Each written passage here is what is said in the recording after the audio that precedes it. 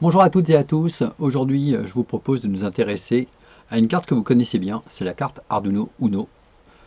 Cette carte Arduino Uno, elle utilise dans son circuit d'alimentation un transistor MOSFET avec un usage un petit peu particulier et c'est ce qui m'a intéressé pour pouvoir réaliser cette vidéo. Et la première raison pour laquelle je réalise cette vidéo, c'est que sur internet on trouve beaucoup d'interprétations de l'usage de ce transistor MOSFET et souvent avec des erreurs d'interprétation sur son fonctionnement. Donc on y va, on voit tout de suite comment il fonctionne. Donc le schéma, il est le suivant, de façon un peu plus détaillée, le voici. Donc ça, c'est le schéma restreint uniquement à la partie alimentation. Alors cette carte Arduino Uno, elle s'alimente de deux façons différentes. Soit par l'USB, et dans ce cas, on dispose d'une tension USB VCC qui va être égale à plus 5 volts. Soit par une prise. Et cette prise, généralement, il est précisé qu'on peut l'utiliser pour alimenter la carte entre 7 volts et 20 volts. Alors pour 20 volts, je ne recommande pas parce que au niveau du régulateur, c'est un petit peu limite. Alors moi, pour la suite, je considérerais que j'alimente avec 8 volts ou 9 volts, voilà, quelque chose de classique, de façon à voir un petit peu comment se comporte l'ensemble du circuit. D'autres éléments sur cette carte. Alors ici, on trouve une diode. C'est une diode de protection. Alors elle protège de quoi? Elle protège simplement de l'inversion de polarité au niveau de la prise. Si vous inversez le plus et le moins de la prise, eh bien à partir du moment où il n'y a pas la diode, on détruit l'ensemble des composants sur le circuit. Donc cette diode, elle est absolument indispensable pour les bricoleurs qui ne prêteraient pas attention à la tension VIN, à la tension Power In qu'ils vont mettre sur la prise. Souvent on récupère un petit bloc d'alimentation et puis on se retrouve à avoir des ennuis. D'autres éléments sur cette carte. Ici, un régulateur de tension. Ce régulateur, c'est un régulateur linéaire de type LDO qui sort du 5 volts. Alors ce régulateur, pourquoi est-il qualifié de LDO? Eh bien il est qualifié de LDO parce que la différence de potentiel nécessaire ici pour qu'il puisse fonctionner entre son entrée et sa sortie, cette différence de potentiel est relativement petite.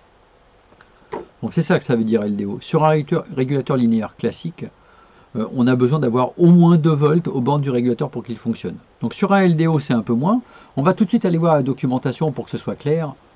Et sur ce régulateur, donc c'est un régulateur 1 ampère.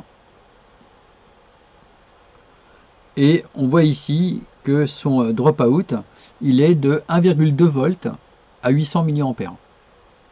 Et 1,2 volts pour 800 mA. Donc si on retourne sur notre circuit, eh bien ça veut dire que ce régulateur, pour pouvoir fonctionner et fournir les 5 volts à la sortie ici, il a besoin qu'on lui fournisse à l'entrée un VIN supérieur à 6,2 volts. C'est-à-dire les 1,2 volts aux bornes du régulateur au minimum, plus les 5 volts que l'on souhaite obtenir à la sortie. Donc le VIN, c'est ce qu'on a ici, juste à l'entrée. D'autres éléments sur ce bloc fonctionnel. Donc on a un transistor MOSFET ici, dont on verra l'usage par la suite, qui va permettre en fait de switcher la source entre l'USB et la prise. Donc ça on en verra le détail par la suite et on verra son dispositif de commande, dispositif de commande qui se trouve matérialisé ici par un diviseur et un comparateur, un diviseur de tension et un comparateur. Enfin, dernier élément fonctionnel, un régulateur 3,3 volts de type LDO également.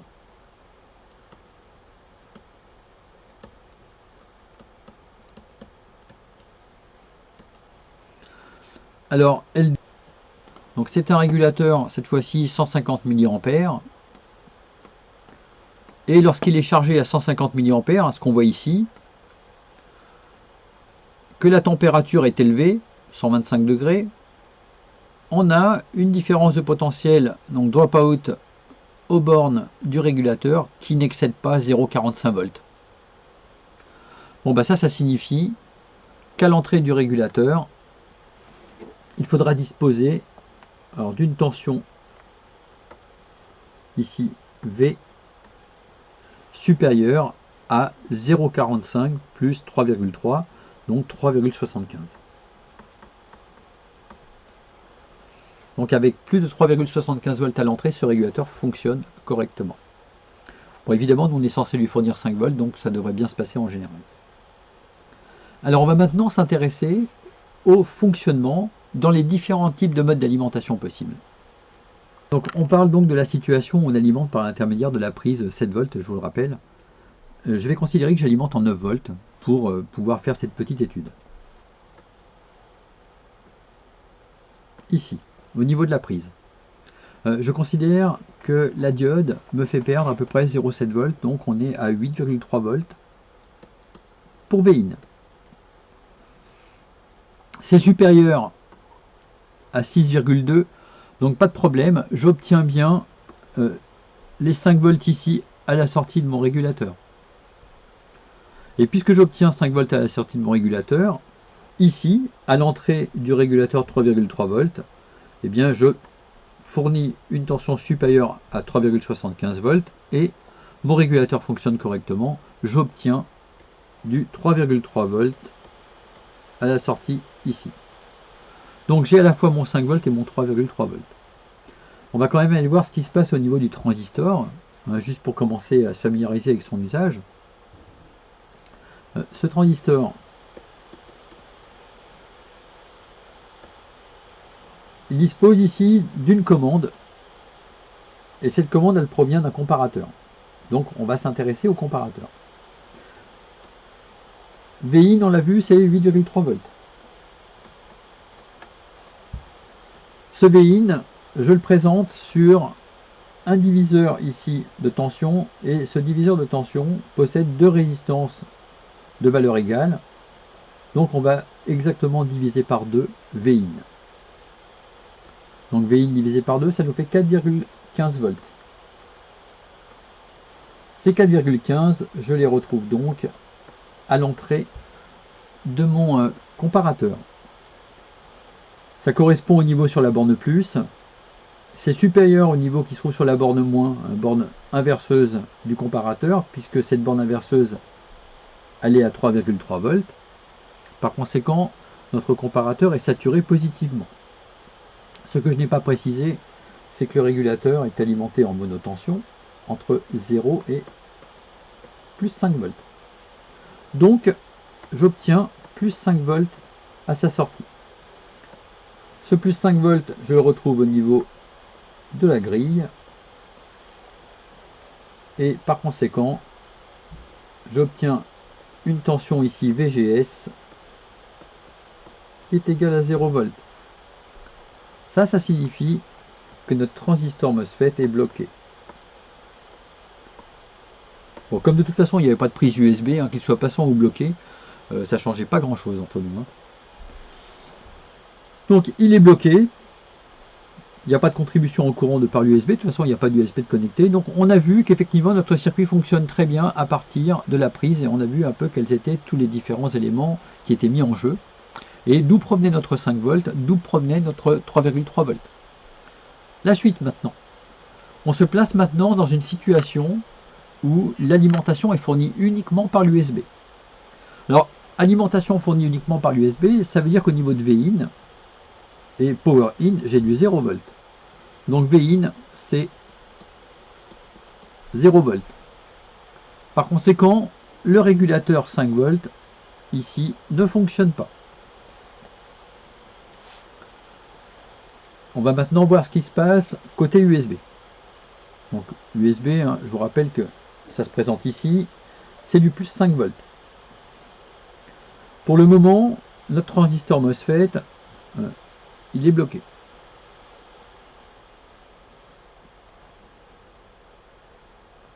Donc on va s'intéresser à l'apparition déjà de la tension d'alimentation ici au niveau du plus 5 volts. Cette tension d'alimentation, elle apparaît naturellement par le fait que le potentiel plus 5 volts de l'USB, qui se présente au niveau du drain ici, ce potentiel au niveau de l'USB, au niveau du drain, il est supérieur à ce qu'on a au niveau de la source ici, puisqu'on a actuellement du 0 volt. Et ça permet d'avoir la condition pour que la diode antiparallèle de notre transistor MOSFET soit passante. Pour que les choses soient bien claires, j'ai du plus 5 ici, et pour le moment j'ai 0 volt ici. Donc ça rend possible le fait que ma diode soit passante, puisque ça donne un VD supérieur à 0. Donc ma diode est passante. Le courant va commencer par circuler ici. Donc le 0, finalement, il disparaît. Et il disparaît au profit d'une différence de potentiel qui va être 5 volts moins le seuil d'une diode. Ce seuil de diode, on va considérer qu'il est de 0,7 volts. Donc pour l'instant, je vais avoir 4,3 volts ici. Ces 4,3 volts, on le voit, sont supérieurs à 3,75. C'est donc suffisant pour alimenter le 3,3 volts. Alors ça c'est important, parce que c'est la raison pour laquelle je peux avoir du 3,3 volts à l'entrée de mon comparateur. Donc ce 3,3 volts à l'entrée du comparateur, c'est bon, il est bien là.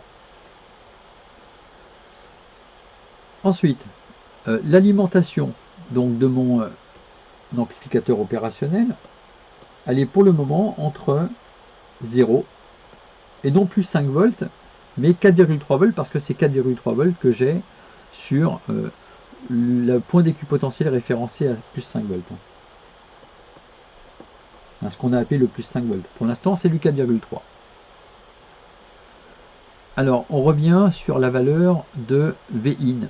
Vin, on l'a vu tout à l'heure, Vin ici, là. On a vu que c'était 0 volts. Donc je le reporte à l'entrée ici de mon diviseur de tension. Et donc à la sortie du pont diviseur, j'ai 0 volts divisé par 2, c'est-à-dire 0. Donc la borne plus de l'ampli-op est à 0 volts. La borne moins de l'ampli-op est 3,3 volts. Donc V plus est plus petit que V moins. Donc l'amplificateur opérationnel va se saturer négativement. Et puisqu'il est alimenté entre 0 et 4,3 volts, saturer négativement, ça veut dire avoir 0 volts à sa sortie. Donc 0 volts ici pour le potentiel de ma grille. Donc si maintenant je m'intéresse au VGS, bien ce VGS c'est 0 moins 4,3 volts, c'est-à-dire moins 4,3 volts. Alors ça c'est intéressant parce que dans le cas d'un transistor MOSFET à canal P, ça signifie qu'on est peut-être inférieur au VGS-TH.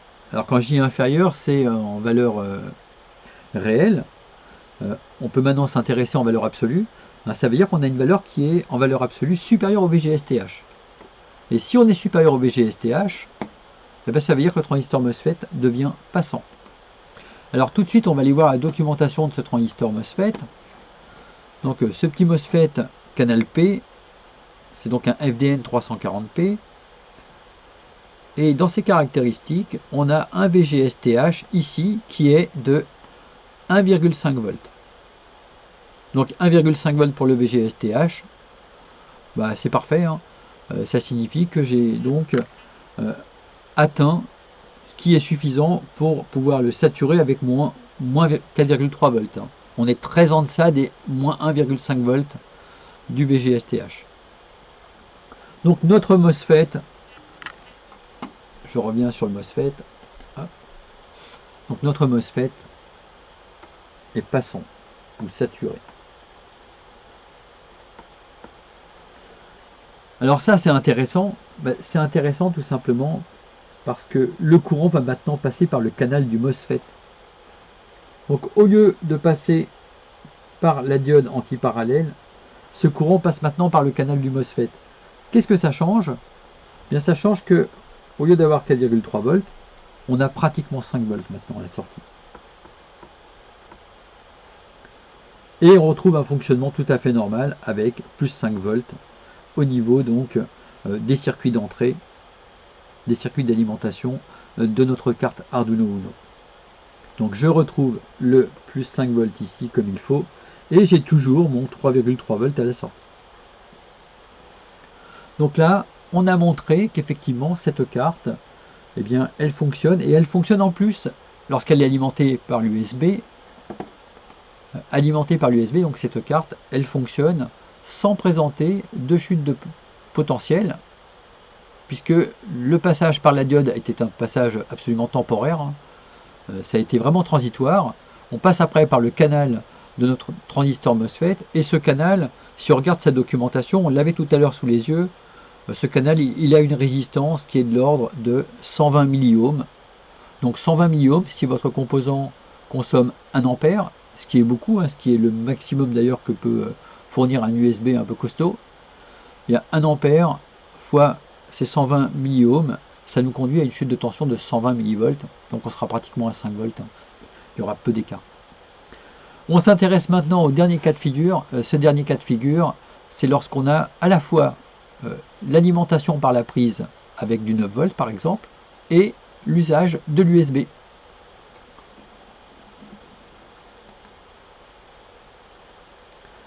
Alors dans ce cas-là, c'est intéressant, je vais remettre du 9 volts à l'entrée. On avait vu que lorsqu'on avait du 9 volts, on avait du 8,3 volts. On a vu également que si on avait 8,3 volts, ça constituait un Vin supérieur à 6,2 volts, et donc notre régulateur fonctionnait, et j'ai bien plus 5 volts ici à la sortie du régulateur. J'ai donc plus 5 volts ici. Le régulateur 3,3 volts fonctionne, puisque 5 volts c'est supérieur à 3,75 volts. Au niveau de la diode antiparallèle du transistor MOSFET, eh bien, si j'ai plus 5 volts sur le MOSFET, plus 5 volts à la sortie sur la source du MOSFET, la diode est bloquée ici. On va faire une petite croix pour bien signifier que cette diode, elle ne peut pas être passante. Il aurait fallu qu'on ait un écart de 0,7 volts entre le drain et la source. Ensuite, il reste à voir ce qui se passe au niveau de la grille du transistor MOSFET. On va vérifier qu'effectivement il est bloqué. Pour ça, on reprend les 8,3 volts de Vin. Sur le pont diviseur à gauche, on va donc avoir 4,15 volts et donc 4,15 volts sur la borne plus de l'ampli up. Ça, c'est une situation où j'ai V plus supérieur à V moins. Donc mon ampli up est saturé positivement. Pour rappel, cet ampli up, il est alimenté entre 0 et plus 5 volts. Donc par conséquent, on obtient plus 5 volts à la sortie de l'ampli up. Donc plus 5 volts sur la grille. Ça conduit à un VGS ici égal à 0 volts. Ça, ce n'est pas suffisant pour aller au-delà du VGSTH, et par conséquent le transistor est bloqué.